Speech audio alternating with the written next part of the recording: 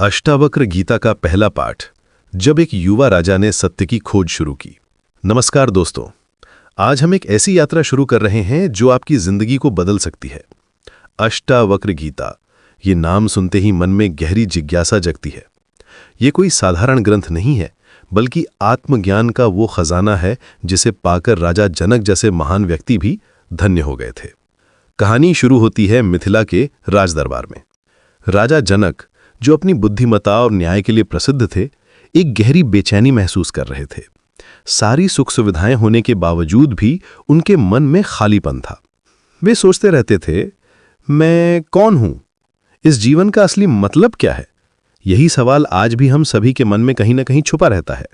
एक दिन राजा जनक के दरबार में एक अनोखा व्यक्ति आया।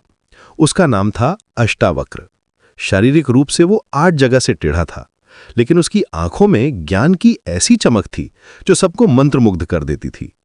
जब राजा जनक ने उससे अपनी समस्या बताई, तो अष्टावक्र ने जो कहा वो इतना गहरा था कि राजा का पूरा जीवन दर्शन ही बदल गया। अष्टावक्र ने कहा, हे राजन, तुम पूछते हो कि तुम कौन हो? सुनो, तुम वो नहीं हो जो तुम समझते हो। तुम ये शरीर नहीं हो, ये मन नहीं हो, ये बुद्धि भी नहीं हो। तुम तो वो चेतना हो जो इन सबको देखती है, जानती है। ये बात सुनकर राजा जनक चौंक गए। उन्होंने कहा, लेकिन गुरुजी, मैं तो अपने आप को इस शरीर के रूप में ही जानता हूं। तब अष्टावक्र ने एक बहुत ही सरल उदाहरण दिया।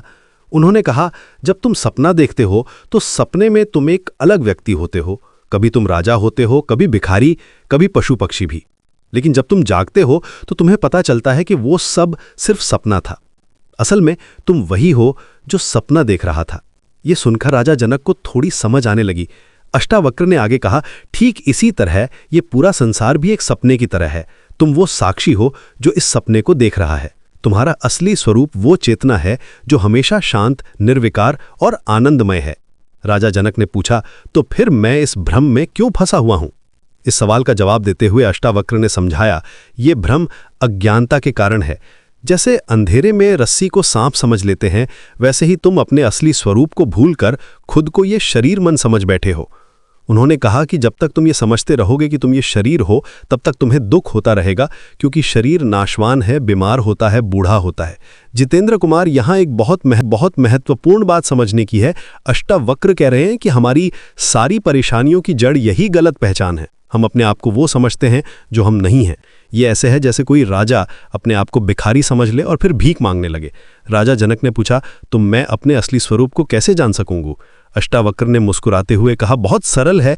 बस ये देखो कि तुम्हारे विचार आते जाते रहते हैं, लेकिन तुम वही हो जो उन्हें देखता है। तुम्हारी भावनाएं बदलती रहती हैं, लेकिन तुम वही हो जो उन्हें महसूस करता है। तुम वो साक्षी हो जो हमेशा स्थिर है। ये सुनकर राजा जनक के मन में एक नई रोशनी आई। उन्होंने महसूस किया कि वाकई में वे अपने विचारों और भावनाओं से अलग हैं। वे वो चेतना है जो सब कुछ को देखती है, लेकिन किसी भी चीज से प्रभावित नहीं होती। अष्टावक्र ने कहा, जब तुम ये समझ जाओगे कि तुम वो साक्षी हो, तब तुम्हें पता चलेगा कि तुम कभी बंधे ही नहीं थे। मुक्ति की तलाश करना ऐसे है जैसे कोई अपनी ही गर्दन पर रखे हुए चश्मे को ढूंढे। ये बात सुनकर राजा जनक हंस पड़े। उन्हें लगा जैसे किसी ने उनकी आंखों से पर्दा हटा दिया हो। इस पहले पाठ में अष्टावक्र गीता का मूल संदेश यही है, तुम वो नहीं हो जो तुम समझते हो। तुम वो शुद्ध चेतना हो जो सब कुछ को जानती है, लेकिन किसी भी चीज से बंधी नहीं है।